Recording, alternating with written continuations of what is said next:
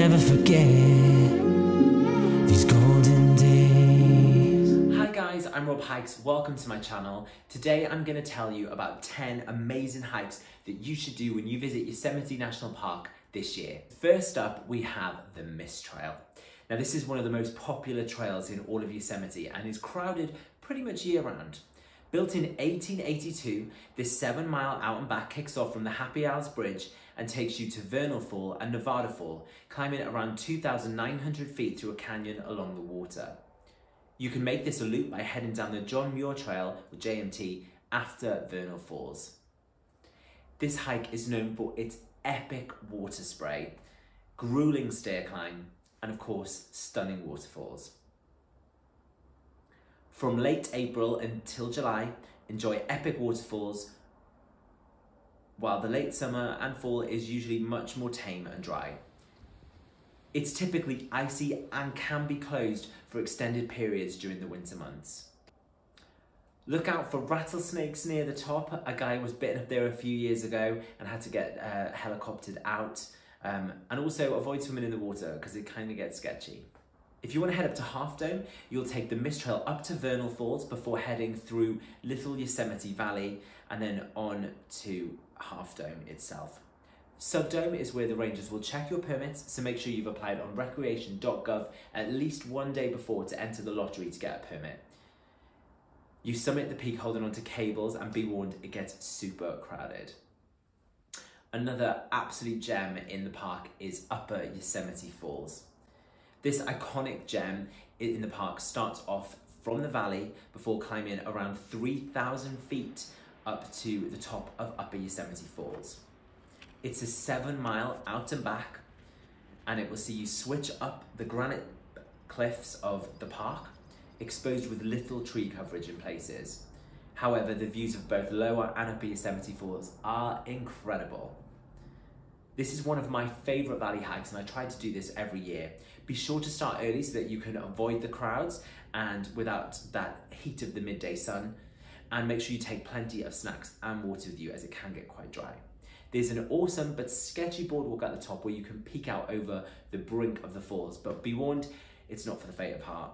Remember that all of these hikes are available here on this channel so that you can view them in full before you go. You can watch all of them on my Yosemite Hikes playlist, or you can of course just search them on my channel. Be sure to subscribe so you don't miss any future adventures that'll be going on in 2024. Okay, so next up we have the 4-mile trail. Now the 4-mile trail is on the opposite side of the valley compared to the Upper Yosemite hike. This will also see you hiking from the valley and high up those cliffs. But this time you'll be in a lot more tree coverage and you'll be rewarded with not only amazing views of Yosemite Valley, El Cap, the Three Brothers and the Merced River on the way up, but also Half Dome and of course the iconic Upper and Lower Yosemite Falls. Once you reach the summit, you'll be at Glacier Point, which is arguably one of the best views in the whole park.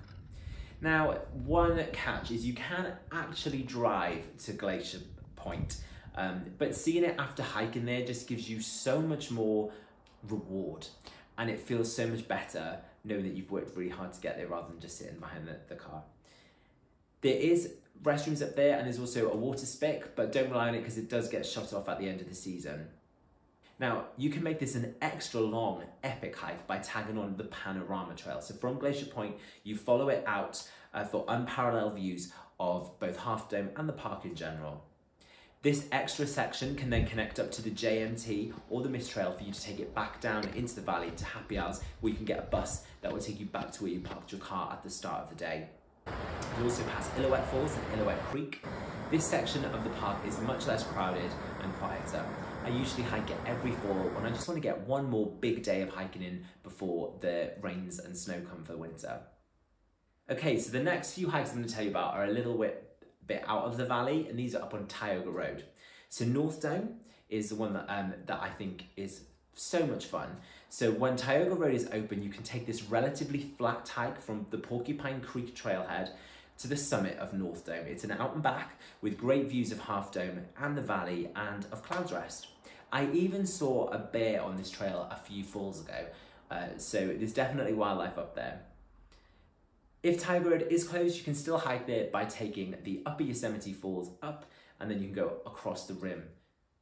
It's around 8 miles out and back if you take it from Porcupine Creek. So Clouds Rest, oh my God, where do I begin? This is my absolute favorite hike, especially in the summer when I just want to be up in the mountains and I just want to get some of that really good Sierra vibes. You can park at Tenaya Lake, which is on Tiger Road, and it's a climb of around 3,000 feet over 7 miles to get to the top. So it doesn't feel too steep.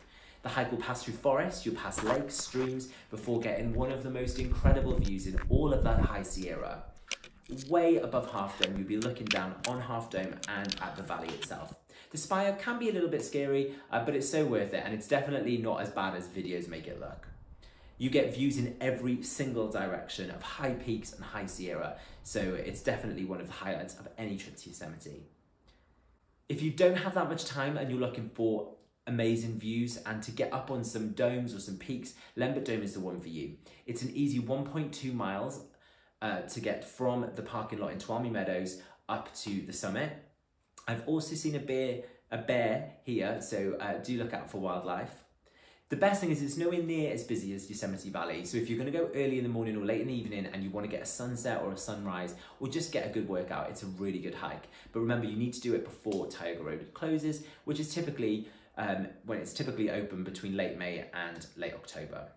Another high country hike you could take from Tenaya Lake, which is just a little bit up from Tuolumne Meadows, is Mount Hoffman. So this one you will just climb from the lake where you can park through some forest until you get to May Lake, which is this gorgeous alpine lake. And then from there you can take some rugged switchbacks all the way up to Mount Hoffman, which is one of the highest peaks to reach. And finally, one last hike for you on Tiger Road, and this is Cathedral Lakes. So this is an easy out and back that meanders through the forest with just a gentle incline up to Upper and Lower Cathedral Lakes. They're two stunning alpine lakes. I've seen deer here, and you also get amazing night skies if you ever can be there, you know, early in the morning or late at night.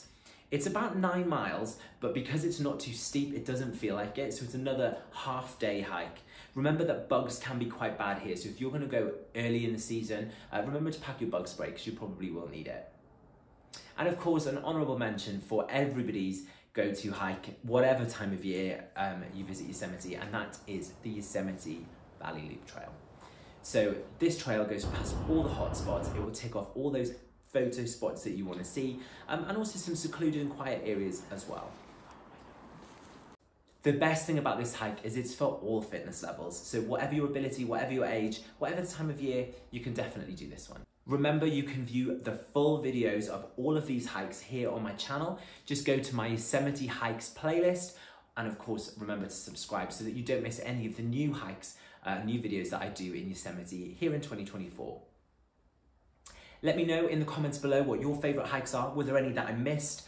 Have you hiked any of these and you've got some cool stories to tell? I can't wait to hear about it, so comment down below.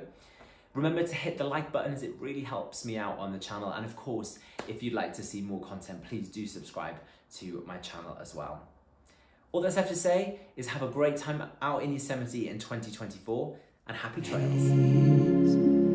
I'll never forget these golden